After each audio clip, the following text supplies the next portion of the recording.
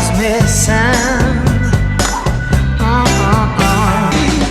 Better late than never for you and me.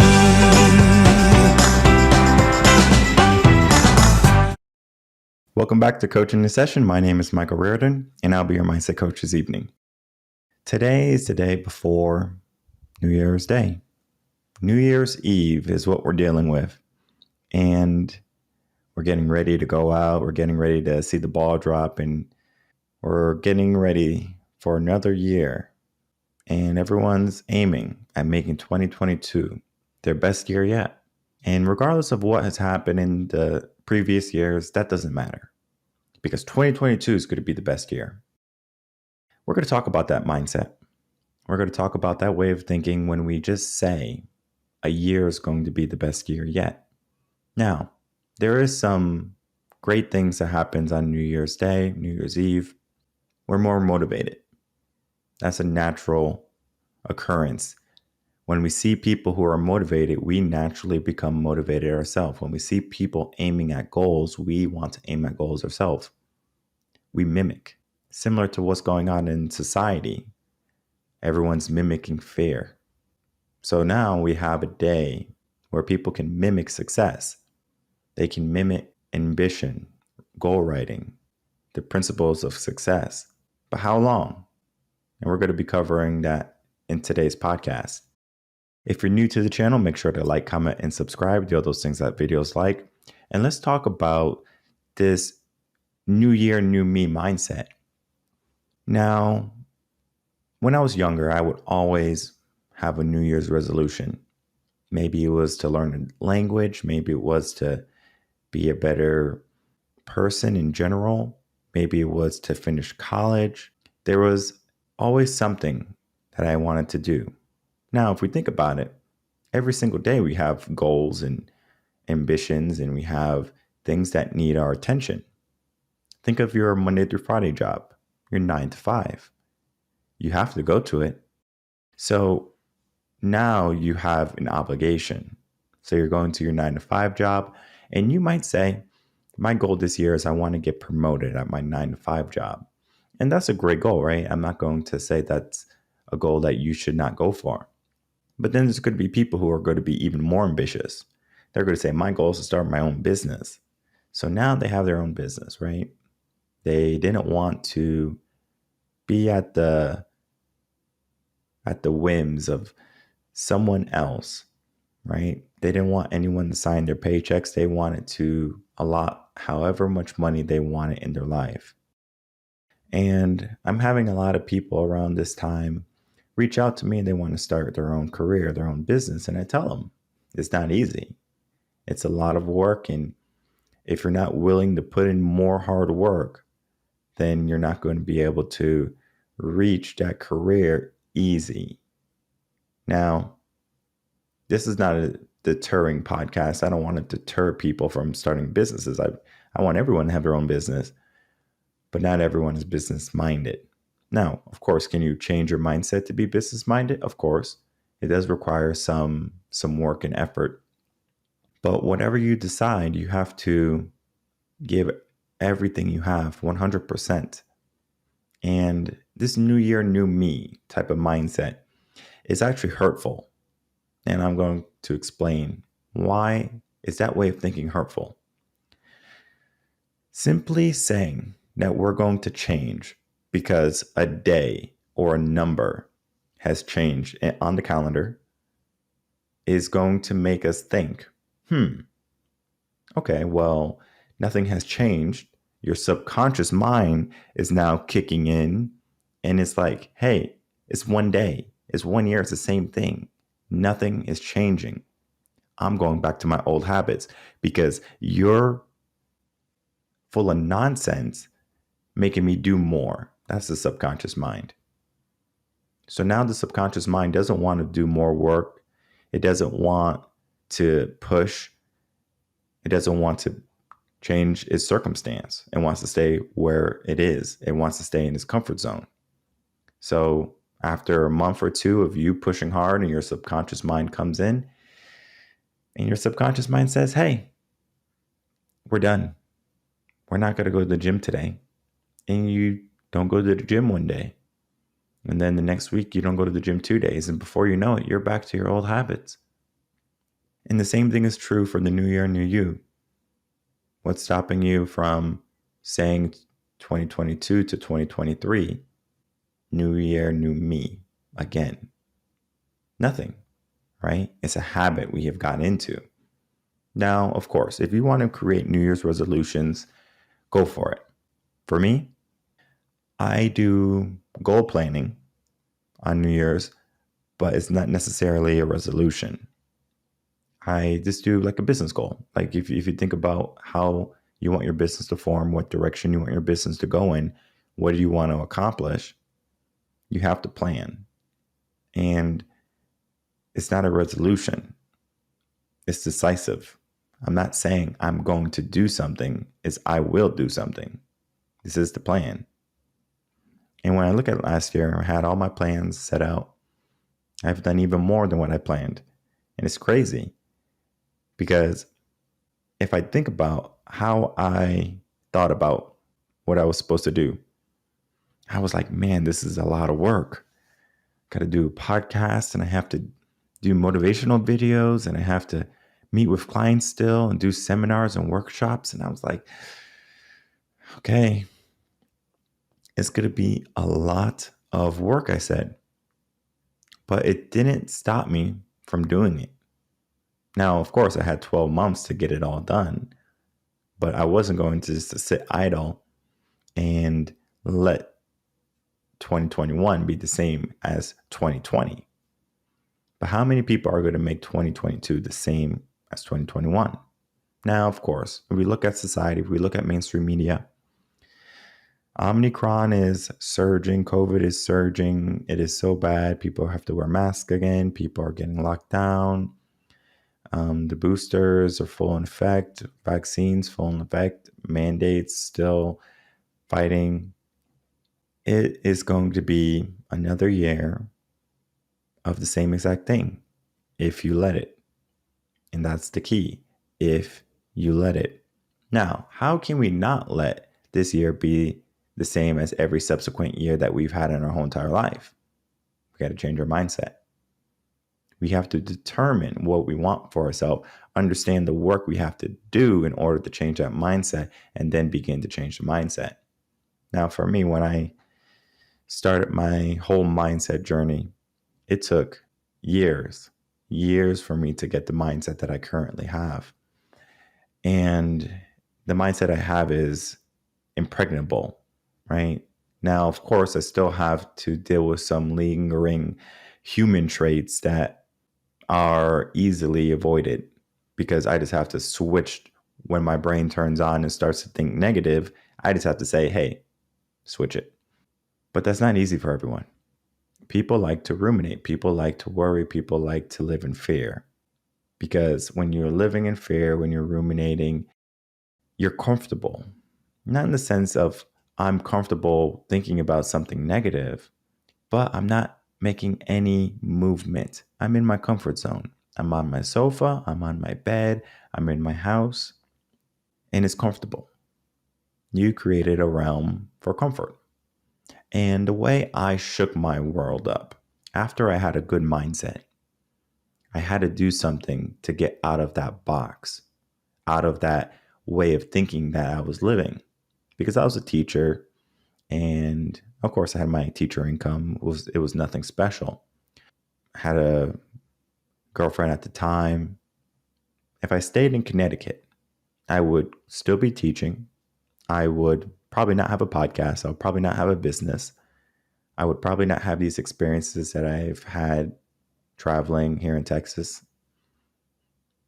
I would just be a regular guy, going to school, working 9 to 5, having to wear a mask at school because that's what they do. And of course, I would still help the students grow and they would be happy and they would reflect my teachings. But where would I be in 50 years? Would I still be there teaching? Would I have left and started my own business? Would I have did something to get out of that box, out of my comfort zone?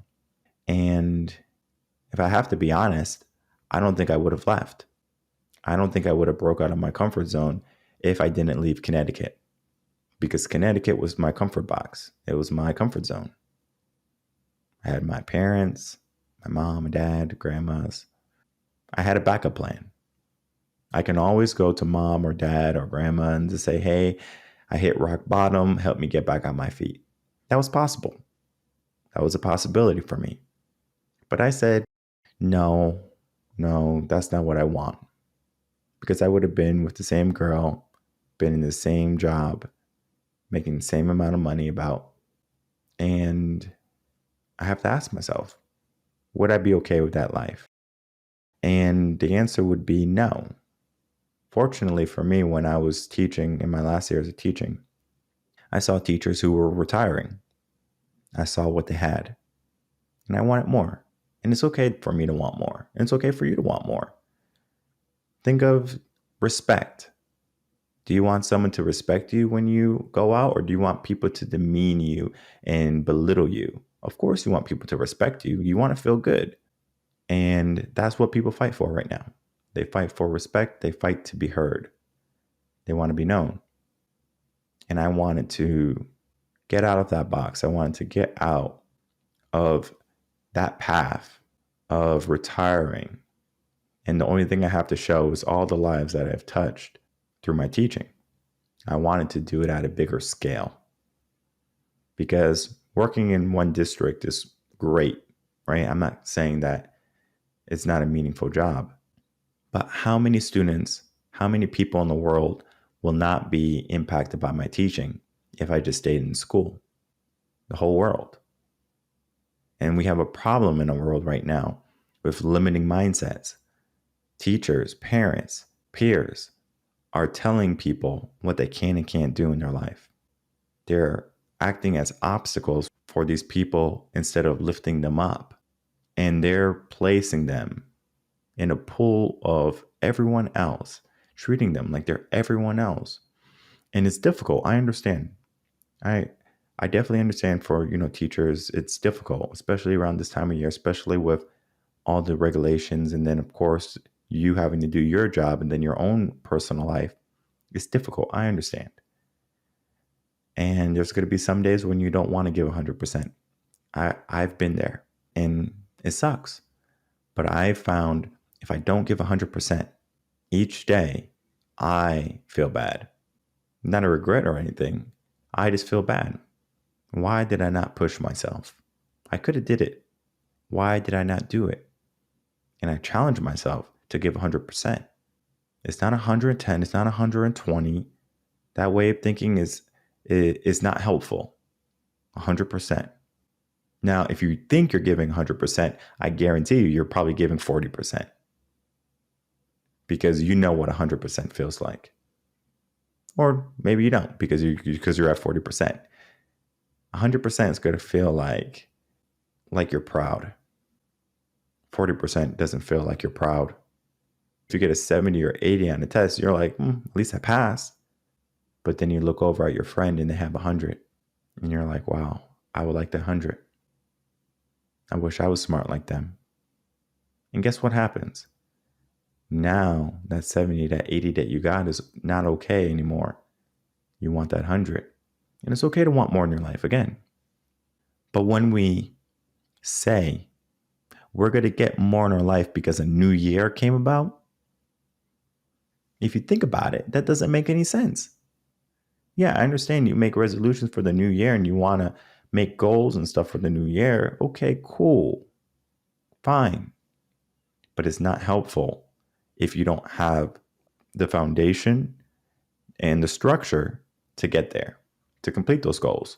Most people are just going to go through life haphazardly and come out at the end and say, okay, well, my life is over.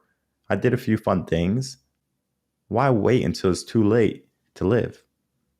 Why wait until you have nothing to realize you should do more? Because right now we're going downhill. People are going downhill. Society is going downhill. It's not everyone. No, There's going to be people who are pushing to get what they want in their life. There's going to be people pushing and fighting to get out of that box that they were placed in, get out of their comfort zone that they put themselves in. It's a lot of fighting. But this fighting is not a war fight. It's a fight with the mind. I have to fight with myself, the way I think, in order for me to get ahead. And if I can't get ahead, then what do? Do I give up? Do I simply say, well, I gave it my best? That way of thinking is not going to help us reach high levels of success.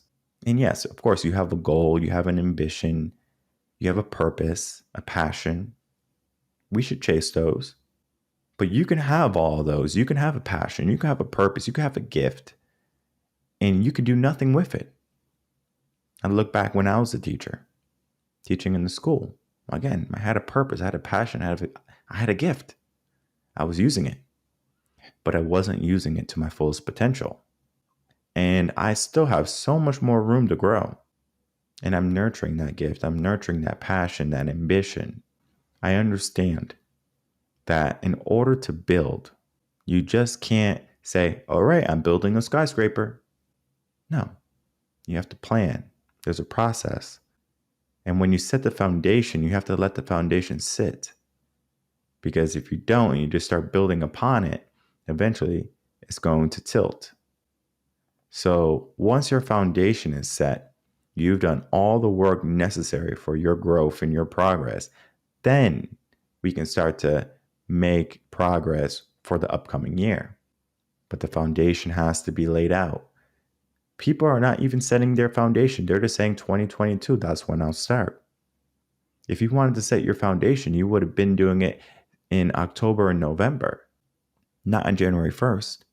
So if you wanted 2022 to be the best year, you would have started 2 months ago. So if you haven't started 2 months ago, then most likely 2022 is going to be another year of you going through and then barely making it out okay.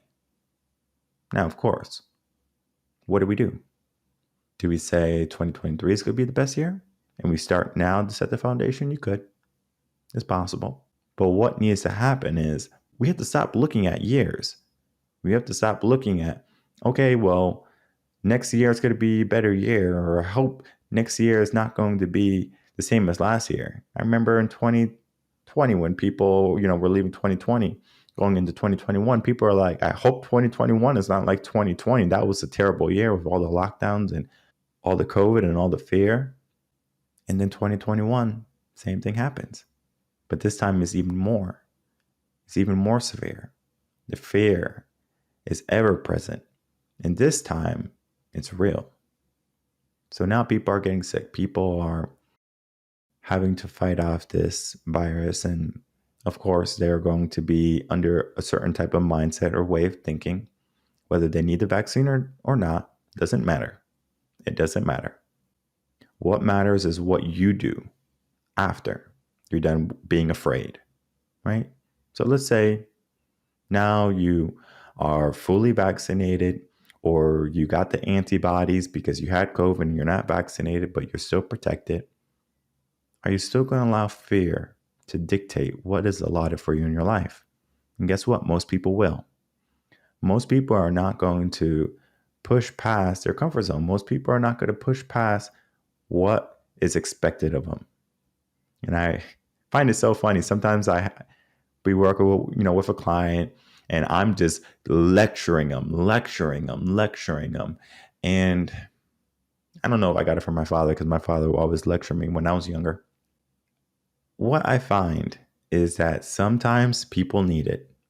They need to be yelled at. And I'm not yelling at them, of course, like in a belligerent, demeaning manner. I don't do that to clients. And I say, you have to do this. This needs to be done.